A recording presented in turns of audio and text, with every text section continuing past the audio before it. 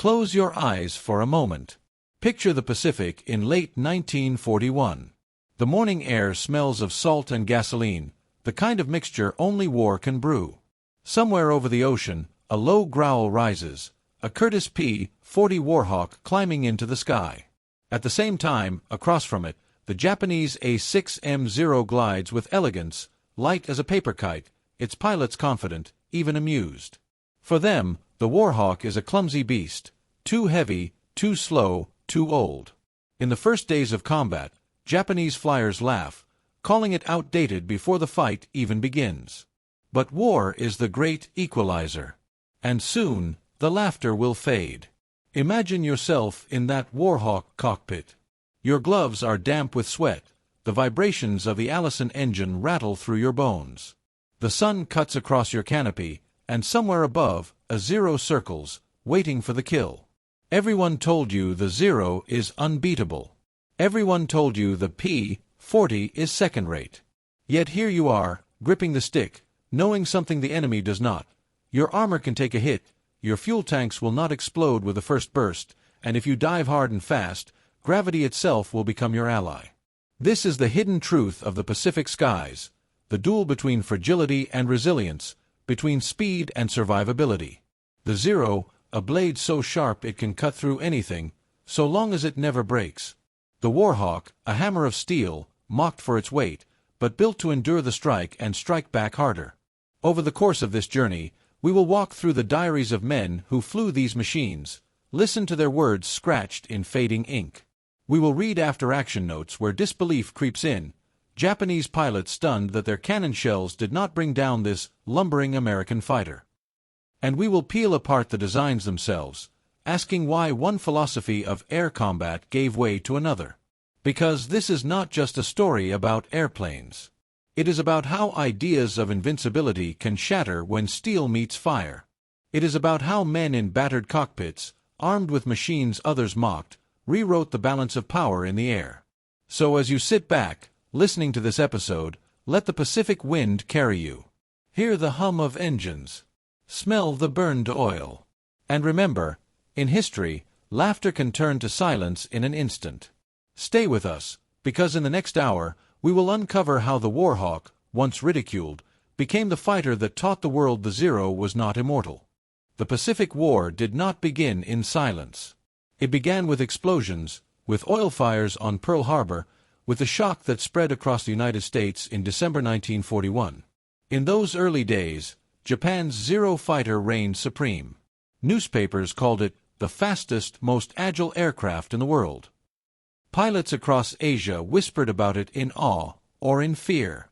The Americans, on the other hand, scrambled to send whatever machines they had into the fight. Among them was the Curtiss P-40 Warhawk, a fighter already considered outdated by many officers even before the war had started. Designed in the mid-1930s, it was heavy. Its climb rate was unimpressive. Its turn radius was wide. And in a world where air combat was often measured by agility and speed, those flaws seemed fatal. Japanese pilots saw this immediately. When the first encounters happened over China and Burma, they mocked the P-40. Compared to the light and graceful Zero, the Warhawk seemed like a steel anvil trying to chase a swallow. "It cannot turn," they wrote in their reports. "It is too heavy. We will cut it apart." And at first they were right. Warhawk pilots died in those early weeks. Outflown, outturned, outclimbed. Many never had a chance to fire their guns before being shredded by cannon fire from above. From the American side, the mood was grim. "We are flying coffins," one pilot allegedly told his squadron mates. But the story was not so simple. Because beneath the ridicule, the P-40 carried something no one expected to matter: survival. It had armor plating behind the seat. It had self-sealing fuel tanks that could resist ignition. It could dive faster than the Zero, because its heavier frame did not tear apart in high-speed plunges. These were not glamorous qualities. They were not the kind of statistics pilots bragged about over whiskey. But in the long grind of war, they would matter more than anyone guessed. Let us pause and set the stage. The Allied air war in Asia was desperate. The British in Burma, the Chinese over their own cities, the Americans in the Philippines. All of them faced Zero squadrons sweeping in with deadly precision. Morale was collapsing. Commanders feared they had no answer to Japan's invincible fighter. Into this crisis stepped units equipped with the Warhawk, including the famous Flying Tigers, volunteers who painted shark mouths on their noses, more for morale than for intimidation. The problem was not just technical, it was psychological. To face an enemy believed to be unbeatable was to carry fear into every mission. Men wrote in their journals about the feeling of climbing into cockpits, already convinced the Zero was better. This belief killed as much as the machine guns did. Yet gradually, cracks appeared in the myth. Reports came back, a Warhawk that returned home with its fuselage stitched with holes. A pilot who dove out of reach and lived to fight another day. A Zero, too fragile to withstand the punishment of American fire, spiraling down in flames. Step by step, encounter by encounter, the Warhawk began to prove something vital. It did not need to be elegant. It only needed to be tough enough to stay in the fight. The problem, then, was twofold. On the battlefield, the P-40 seemed inferior in speed and maneuverability. In the minds of both sides, it was branded a failure before it even began. But hidden in its steel frame was the answer to Japan's dominance. The Zero's strength was also its weakness. In order to be light and nimble, it sacrificed armor. The Warhawk's weakness was also its strength. In being heavy and blunt, it carried the tools of survival. And here is where the technical analysis begins. On paper, the Mitsubishi A6M0 was a marvel.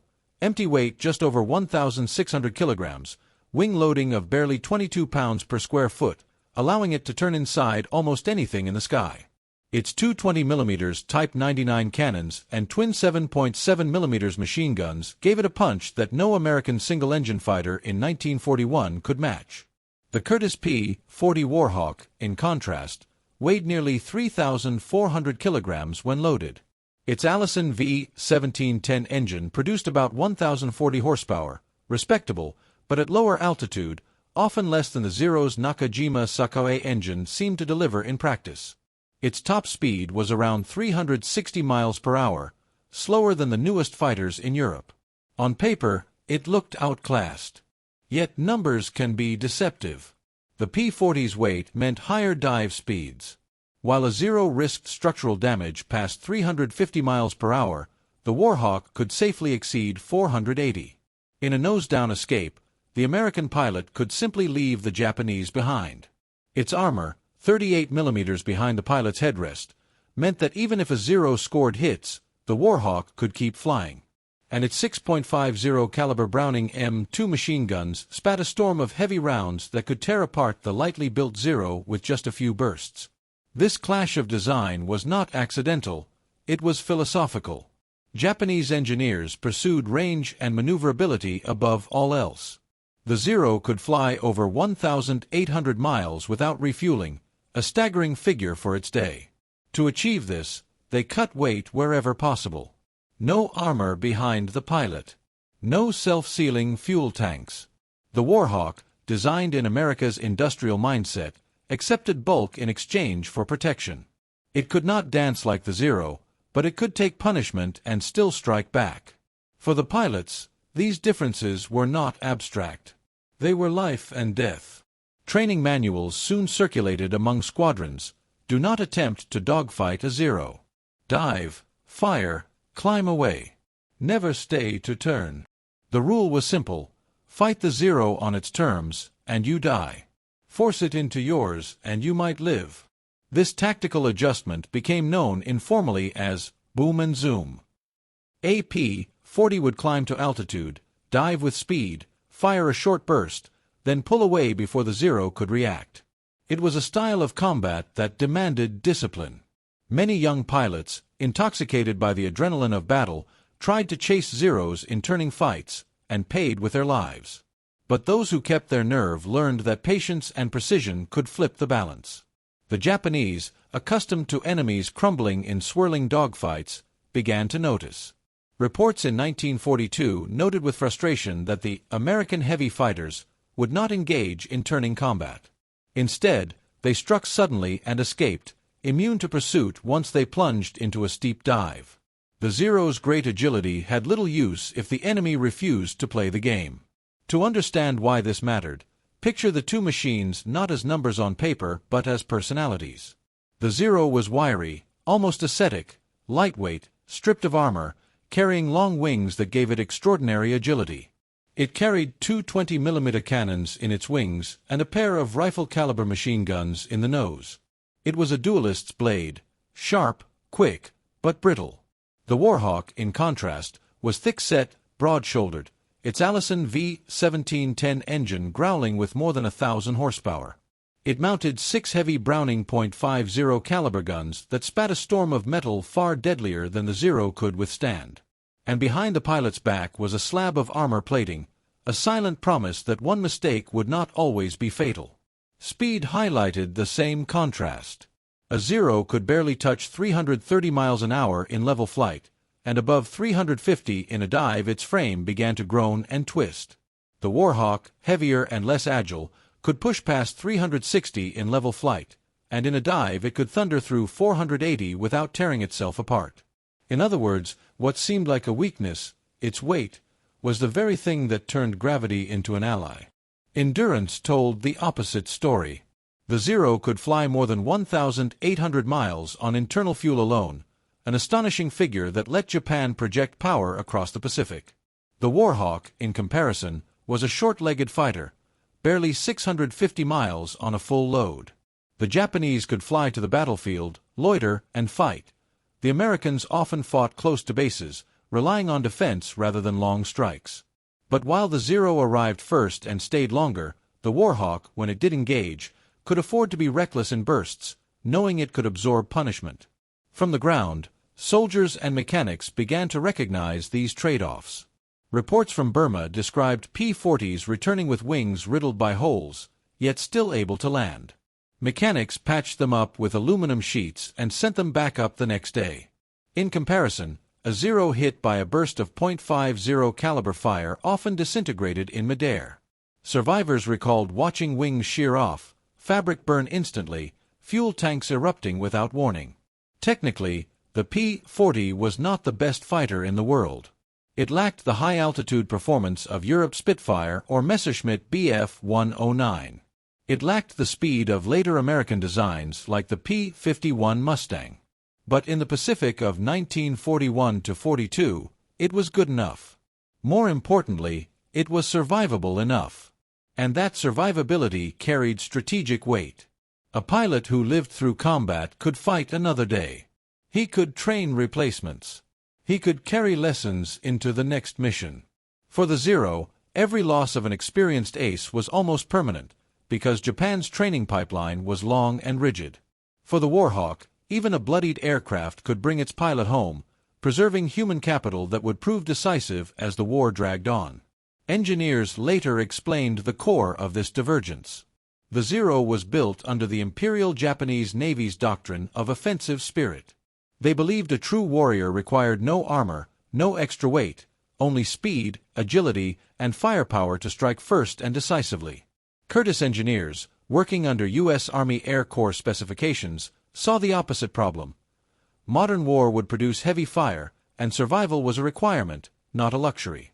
These two mindsets collided in the skies over Asia. And so the problem of the Warhawk, that it was mocked as heavy, sluggish, outclassed, was also its hidden strength. Its weight allowed it to dive, its armor allowed it to endure, and its firepower allowed it to kill swiftly when the moment came. Over time, pilots learned to trust in those strengths. They stopped trying to match the Zero's dance.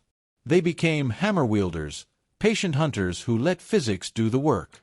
By mid-1942, the myth of the Zero's invincibility was already cracking. The Warhawk, once ridiculed, had become a symbol of survival and defiance. Its reputation was no longer of an obsolete fighter, but of a rugged workhorse that could absorb punishment and give it back with interest. That is the context. That is the technical truth. And from here, the story moves into the battles themselves, the raw encounters where these philosophies of design clashed in fire and smoke, where men wrote history one dive at a time. The first test of steel against myth came in December 1941. Pearl Harbor was still smoking when the Japanese offensive rolled outward, into the Philippines, into Malaya, into the Dutch East Indies. Alongside outdated P-35s and P-30XS, the Americans stationed in the Philippines scrambled their P-40 Warhawks, thrust suddenly into a battle for survival. On the morning of December 10th, just days after the attack on Pearl, Warhawks rose to intercept a formation of Japanese bombers and their escorting Zeros. The American pilots had been warned of the Zero's reputation, unbeatable in a turn fight, lethal with its cannons. What they had not yet understood was their own machine's hidden advantage. In those first clashes, the Warhawks suffered. Japanese accounts noted with ease how their fighters cut through the heavy American planes. Pilots like Lieutenant Jose Holguin wrote in their journals about the shock of seeing comrades fall in spirals of black smoke. Their wings folded like paper, one line read, while ours carried scars back to base. The P-40 was mocked even by its own men, too slow, too blunt, too late. Yet even in those defeats, a lesson was written in fire. On December 12th, over Luzon, a lone P-40 dove straight through a bomber formation, ignoring the escorting Zeros. Cannon shells struck it, holes ripped across the fuselage, but the pilot survived, landing battered yet alive.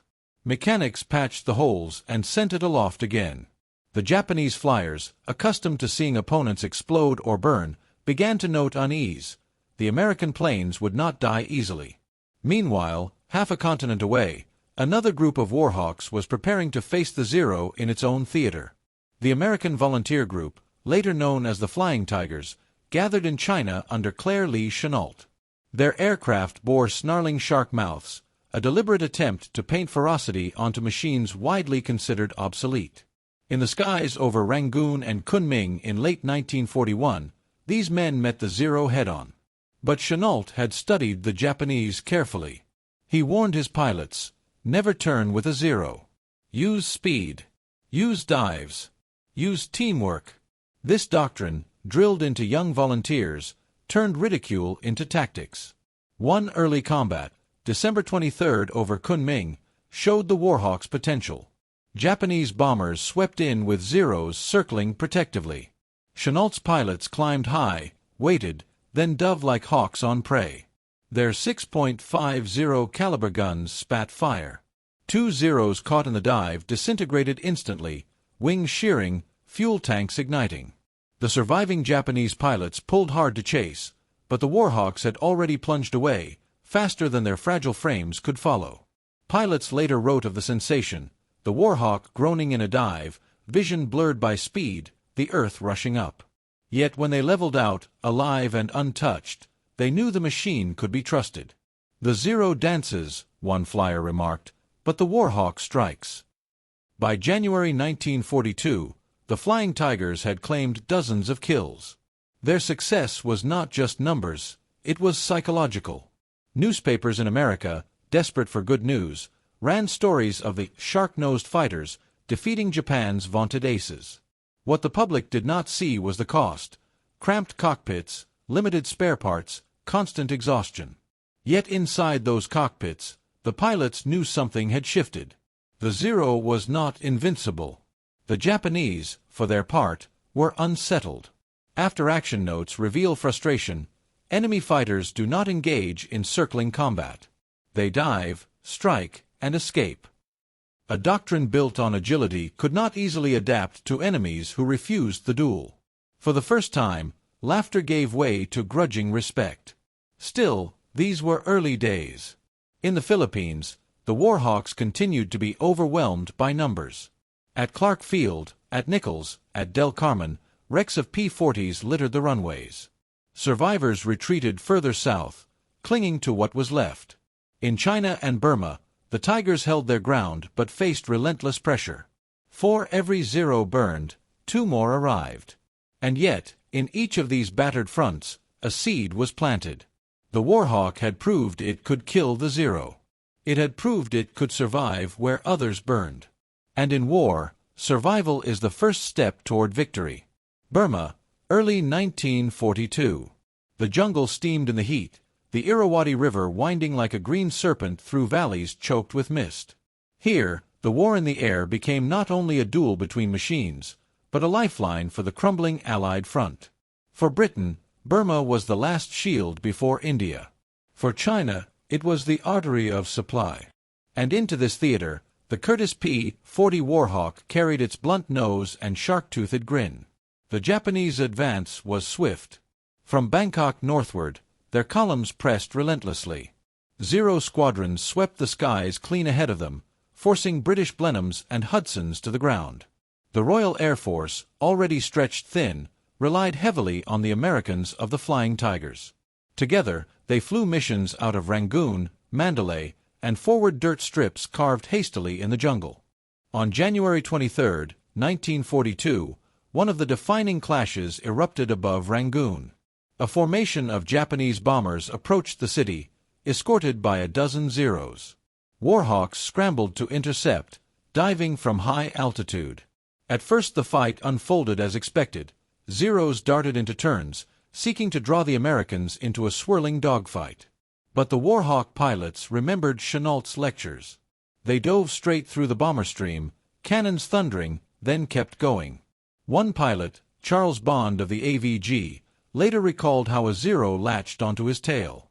"I felt the impacts, holes appearing along my wings," he wrote in his diary. But instead of turning, he shoved the throttle forward and plunged.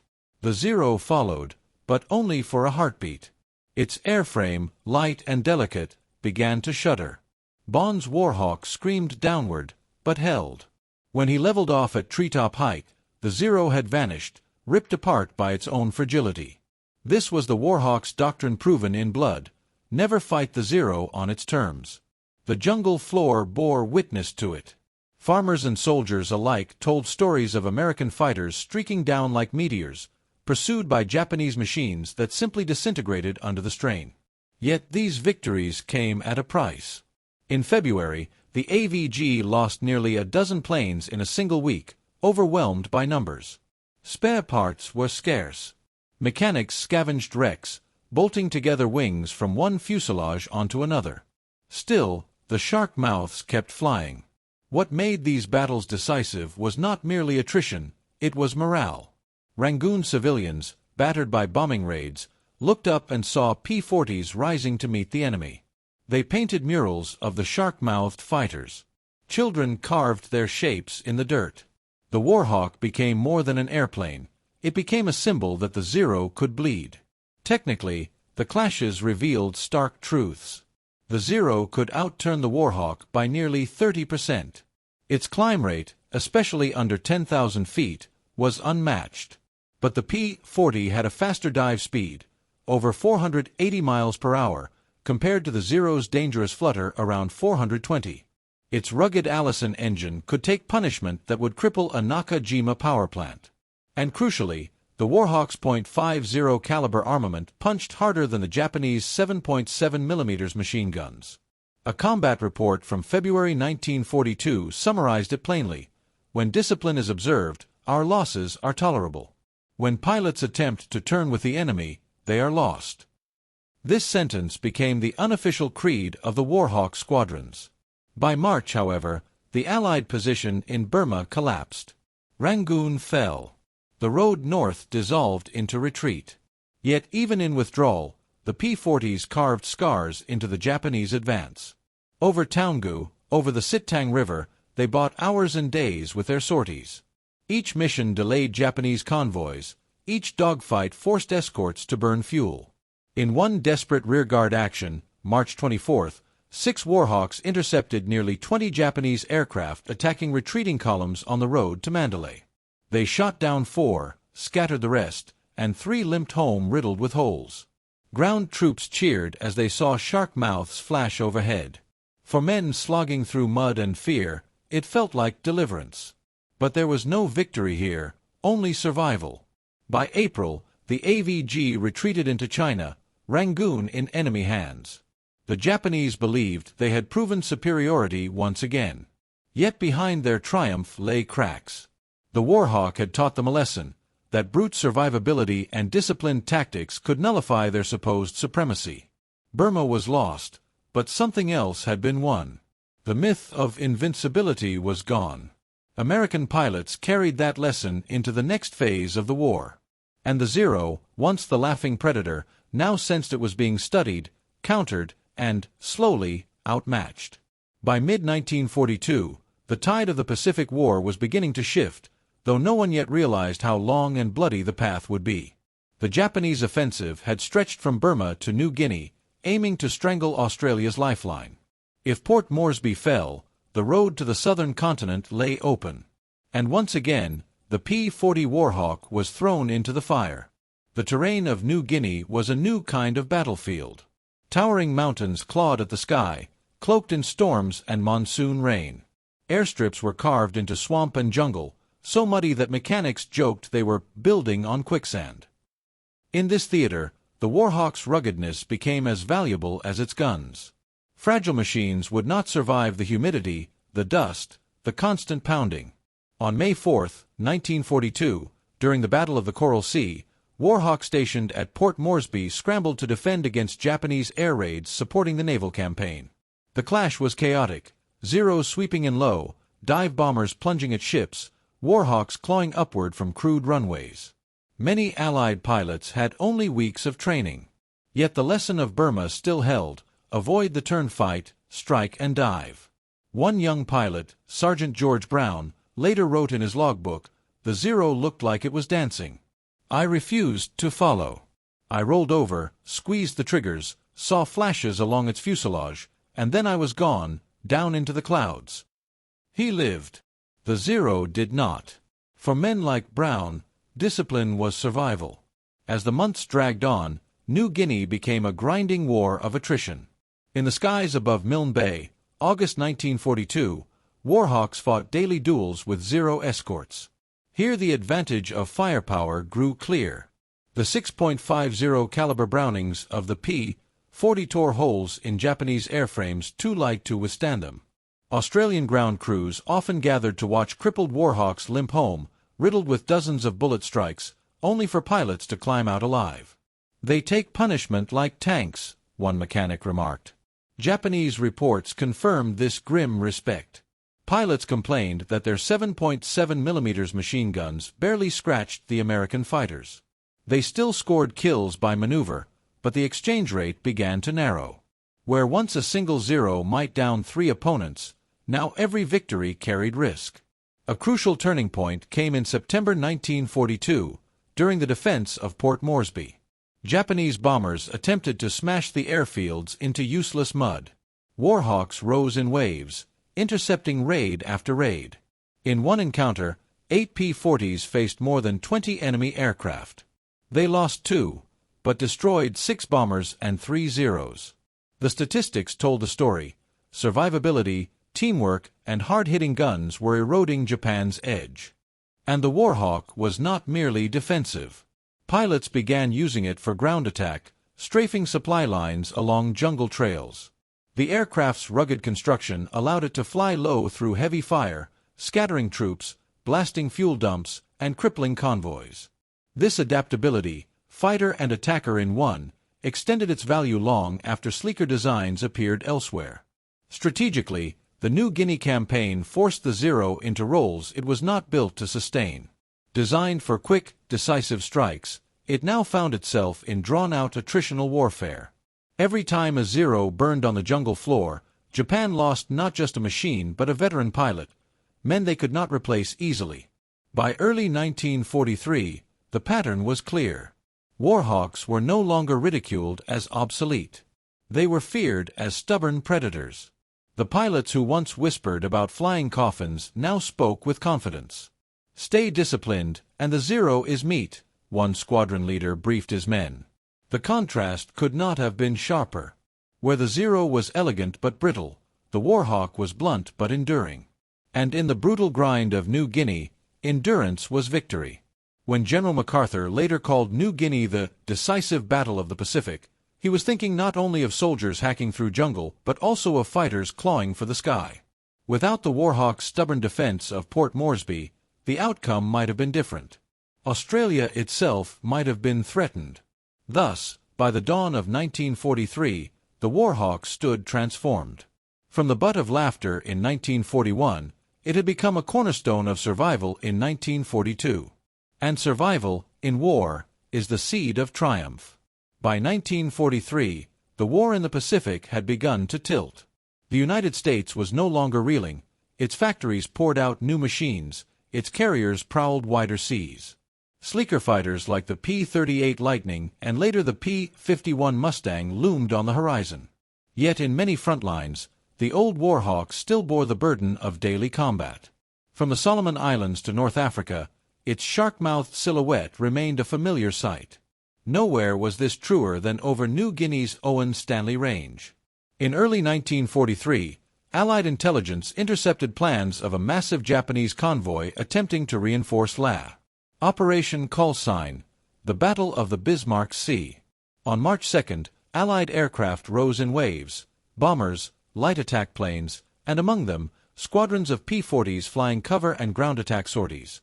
The Japanese escorts fought hard, but the Warhawks punched low through anti-aircraft fire, strafing transports until they burned. Pilots described the sea as a sheet of flame. Over 2 days, nearly the entire convoy was destroyed, 8 transports and 4 destroyers lost. Survivors clung to rafts as P-40s raked the water. Brutal, merciless, but strategically decisive. Japan's ability to resupply New Guinea by sea was shattered. And the Warhawk, once derided as clumsy, had been the workhorse of the kill. Through the rest of 1943, Warhawk squadrons pressed the attack deeper into Japanese territory. They strafed airfields at WWII, bombed supply dumps in the Huon Peninsula, and dogfought Zeros trying to shield convoys. The results were telling. Japanese loss reports increasingly blamed heavy American fire and unexpected resilience of enemy planes. Their pilots, many now fresh and inexperienced, could not outfly the disciplined Allied veterans who had survived 1942's crucible. By 1944, a new generation of fighters did arrive. The P-51 Mustang, with its high-altitude performance, began to dominate the skies over Europe and eventually Asia. The P-47 Thunderbolt, with its massive radial engine, absorbed punishment even beyond the Warhawk standard. Compared to these, the P-40 was indeed aging. But in forward bases where conditions were harsh and supply lines stretched, commanders often kept Warhawks on duty. They could take off from mud, fight, and come back home leaking oil but alive, one Australian squadron leader recalled. The Warhawk's final great moment came in China, 1944. The Flying Tigers had by then been absorbed into the U.S. Army Air Forces, redesignated as the 23rd Fighter Group. In defense of Kunming, Warhawks once again climbed into the sky to meet Japanese raids. The machines were battered, engines old, but their shark mouths still gleamed with paint.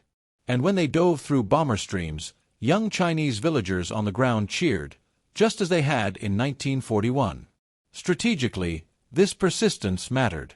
The Warhawk had kept the line intact until stronger machines could take over. It had bought time, time for industry, time for strategy, time for pilots to learn. For Japan, every clash revealed the cost of their own design philosophy. The Zero, never upgraded with armor or self-sealing tanks until too late, was trapped in its original brilliance, unable to evolve. The Warhawk, though flawed, had the sturdiness to adapt. In memoirs written decades later, some Japanese veterans admitted their early mistake. They had laughed at the P-40 in 1941. By 1943, they feared it. Not because it was beautiful, not because it was agile, but because it simply would not die. By the time the Warhawk left frontline service in 1944, its legend was secure. From Burma to New Guinea, from the Bismarck Sea to the skies of China, it had proven the simplest truth of war, that survival and discipline matter more than elegance. The Zero was a sword, swift, sharp, but brittle. The Warhawk was a hammer, heavy, blunt, but enduring. And in the long grind of the Pacific, the hammer broke the sword. The Pacific Air War was not just a contest of machines. It was a duel of philosophies, two radically different ways of imagining what an aircraft should be. On one side, the Japanese Zero, elegant, nimble, designed as if sculpted for the art of the dogfight. On the other, the Curtiss P-40 Warhawk, heavy, armored, blunt, created for survival first and spectacle second. Imagine the two side by side. A Japanese pilot slides into the cockpit of his Zero, glancing at the instruments. His aircraft is light, weighing barely 2.5 tons. He knows it can climb like a swallow, turn inside any enemy fighter, dance through the clouds with fingertip pressure. But what he does not have is protection. There is no armor plate behind his back, no self-sealing fuel tanks under him. One tracer round in the wrong place and the aircraft becomes a torch. Now picture the American pilot strapping into his Warhawk. The machine is heavier, nearly a ton more. Its Allison engine growls with a deeper vibration. He knows he cannot climb as quickly, cannot swing around in a tight radius without stalling. But behind his seat there is armor steel. Beneath him, tanks lined with rubber to slow ignition. In his wings sit 6.50 caliber Browning machine guns, each round twice the weight of the Japanese 7.7 mm. He cannot dance, but he can hit like a hammer. Let us break it down as analysts might. In raw speed, the Warhawk holds the edge, roughly 360 miles per hour at sea level compared to the Zero's 330. That margin seems small, but in combat it means the difference between escape and being run down. In the dive, the Warhawk is king. It can plunge past 480 miles per hour without its wings fluttering apart. The Zero begins to shake and tear around 420. Pilots learned quickly, when in trouble, push the nose down and trust the steel. In weapons, the contrast is even sharper. The Zero's 220 mm cannons are deadly if they connect, but they carry limited ammunition. Its two machine guns are light, designed for harassment more than punishment. The Warhawk, with 6 heavy guns, throws out streams of metal that shred fragile aluminum skins in seconds. In agility, of course, the Zero reigns. Its turn radius is tighter, its climb sharper. In the slow-motion dance of a classic duel, it wins. But only if the opponent agrees to dance. This comparison reveals the core mistake. The Zero's philosophy assumed that the dogfight would always be the decisive test. It placed its bet on maneuver and the skill of the pilot. Against early opponents, that gamble paid off. But war is not a fencing match. It is attrition, fatigue, numbers, and survival.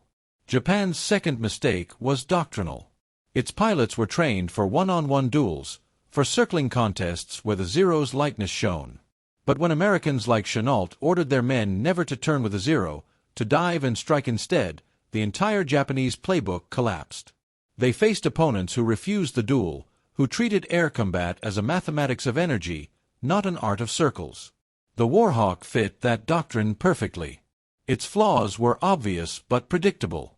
Its strengths were subtle but decisive. And most importantly, it gave young pilots a chance to live. In 1942, many American airmen were rookies, some with only weeks of flight hours. In a fragile aircraft, they would have died before learning. In a Warhawk, they often came home, scarred but alive, carrying experience they could pass on. Each survivor became an instructor in the sky, shaping tactics that spread across squadrons. Japan, by contrast, could not afford such losses. Every Zero that fell often took a veteran with it, a man irreplaceable in a system that struggled to train replacements. By 1943, the quality of Japanese pilots was already declining. The Warhawk, though never the best machine in the Pacific, was steadily eroding Japan's irreplaceable human edge. There was also the myth factor. Japanese propaganda boasted that the Zero was invincible. For the first months of the war, Allied pilots believed it. They entered combat half-defeated, convinced their machines were inferior. That psychological weight killed as much as gunfire. But once Warhawk squadrons began to bring Zeros down, once the shark mouths of the Flying Tigers filled headlines, the spell was broken. The myth turned against its makers. What was once invincible became exposed as vulnerable, and fear turned into resolve. Could Japan have avoided these mistakes? Perhaps. If they had armored their aircraft earlier, if they had invested in self-sealing tanks by 1941 instead of 1944, their pilots might have endured longer. If they had emphasized energy tactics, boom and zoom strikes instead of endless turning, perhaps the Zero could have remained formidable. But the industrial reality loomed larger. Japan could not replace machines and men at the pace America could. And no philosophy, no doctrine, can survive a war of attrition without industry behind it. So, when we compare the Warhawk and the Zero, we are not just comparing two machines. We are comparing two visions of war. Japan believed in the duel, the single flash of artistry. America believed in resilience, in building machines that kept men alive long enough to fight another day. In the long grind of the Pacific, it was not the duel that mattered. It was survival. And that is why the Warhawk, mocked as outdated, became a symbol of endurance. It was not perfect, not glamorous, but it bought the one commodity more valuable than any: time. Time for pilots to learn, time for factories to build, time for strategy to shift. The Zero burned bright and then fell. The Warhawk endured.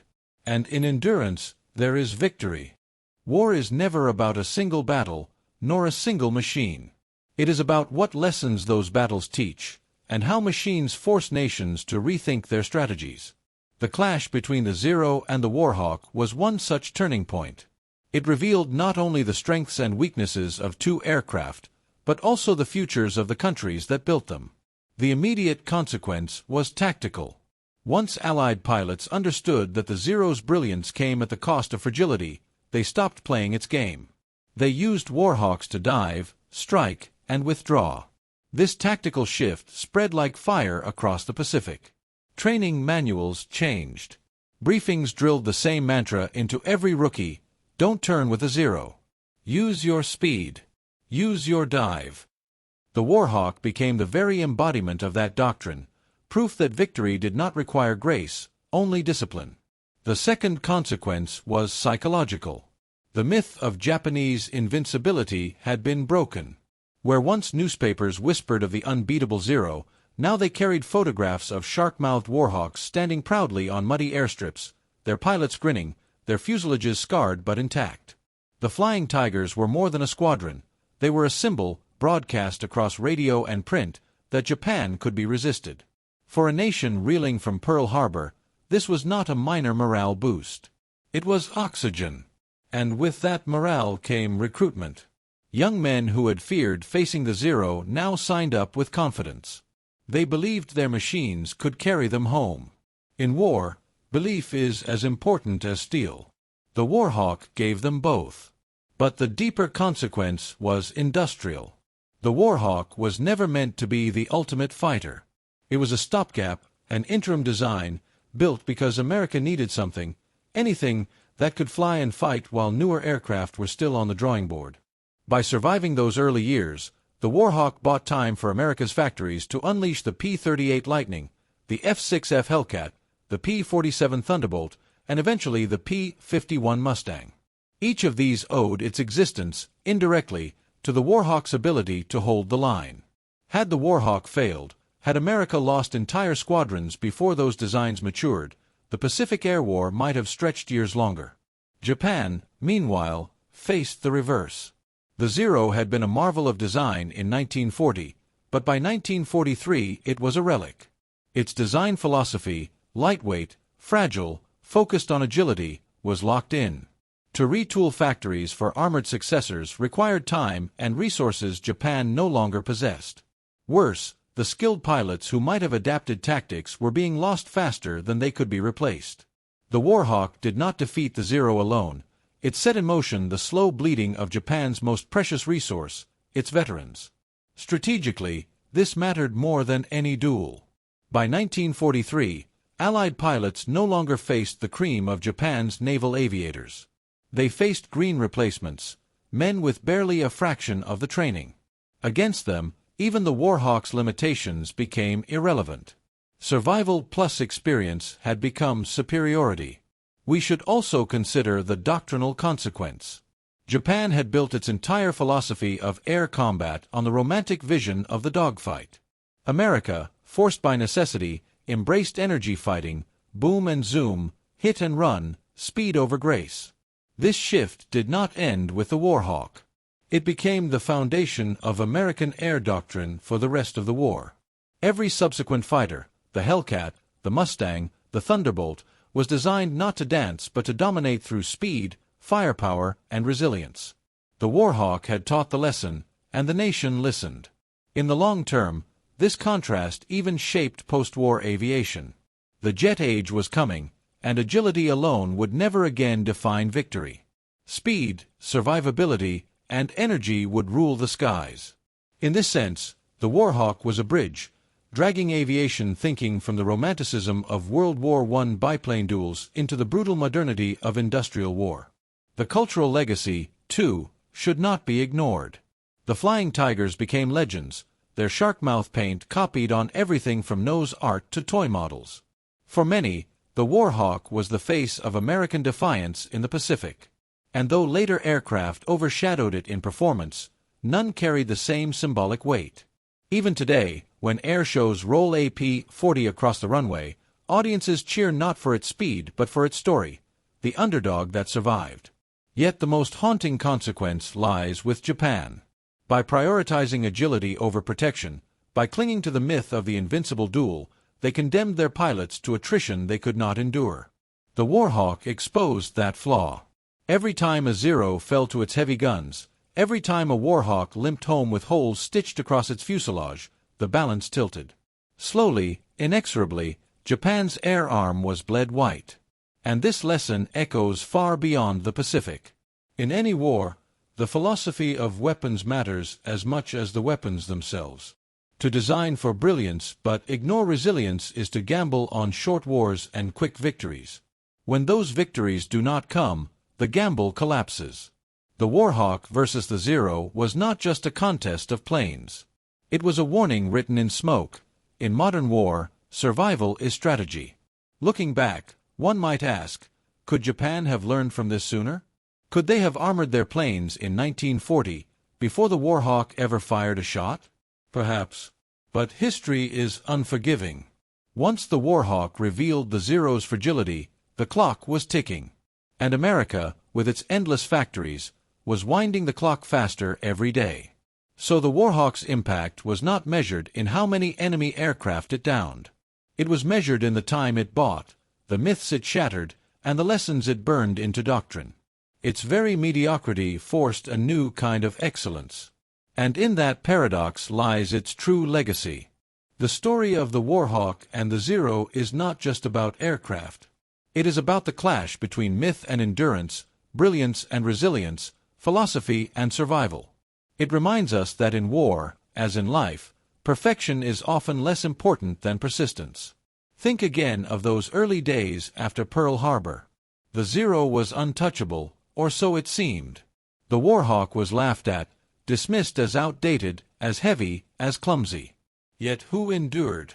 The answer lies not in the turning radius of an aircraft, but in the turning tide of a war. The lesson for pilots was clear: do not fight the enemy on his terms. Discipline outweighs instinct. Strategy outweighs bravado. American pilots who resisted the urge to duel, who used speed and dives, who trusted the Warhawk's armor, lived to fly another mission. Those who forgot often never came back. The lesson for nations was deeper. Japan believed in short wars won by superior skill. America, through necessity, prepared for a long war won by numbers, production, and survival. The Warhawk embodied that philosophy. It was not the best fighter of the war, not even close. But it did what America needed most in 1942. It held the line until better machines arrived. In doing so, it proved that resilience can triumph over brilliance when the clock keeps ticking. And for us, looking back across 8 decades, the Warhawk still has something to say. It tells us that myths are dangerous, that arrogance in design or doctrine can blind even the most skilled to reality. It shows us that sometimes the unglamorous machine, the one mocked, underestimated, even despised, can become the hinge upon which history turns. Perhaps that is why the image of the shark-mouthed Warhawk still captures imaginations. It was not beautiful. It was not supreme. But it was relentless. And in its relentlessness, it became the quiet victor.